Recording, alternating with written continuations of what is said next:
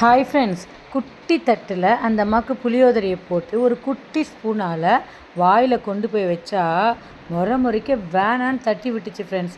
எனக்கு இந்த க்ஷணம் பிரித்து கொடுன்னு கேட்டது, வாயில் ஊட்ட போனால் வேணான்னுடுச்சு. சரி என்ன பண்ணலான்னா, ஒரு கையால் எடுத்து இன்னொரு கையில் வச்சு இந்த அம்மா இருக்கிறவங்களுக்கெல்லாம் கொடுக்குறாங்க, ஊட்டுறாங்க. நீங்கள் சாப்பிடுங்க மேடம்னா சாப்பிடவே இல்லை. அப்போ என்ன பண்ணாங்க தெரியுமா, நான் கிச்சனில் அவளை வச்சுட்டு தான் வேலை பார்க்குறேன்.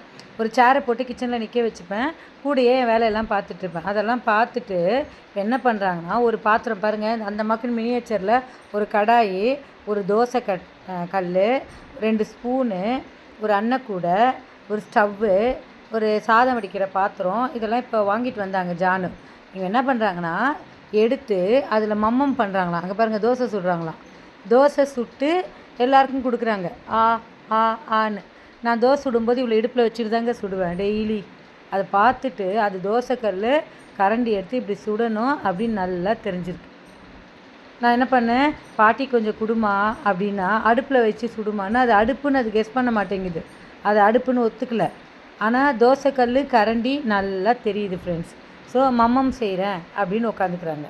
ஆக்சுவலாக இந்த பொம்பளை பிள்ளைங்களுக்கு விளையாட்டெல்லாம் நம்ம சொல்லியே கொடுக்க வேணாம். ஆம்பளை பசங்க எப்படி அந்த காரு அப்படி இப்படின்னு போகிறாங்களோ, இதே மாதிரி இந்த பொம்பளை பிள்ளைங்க என்ன பண்ணுதுன்னா, ஆட்டோமேட்டிக்காக இந்த மாதிரி சாமான் தான் எடுக்குதுங்க. இது ஏன் தன்னாலே தெரியுதா, நம்ம மாற்றி கொடுத்தா கூட அதிலலாம் அவ்வளோவா இன்ட்ரெஸ்ட் இல்லை.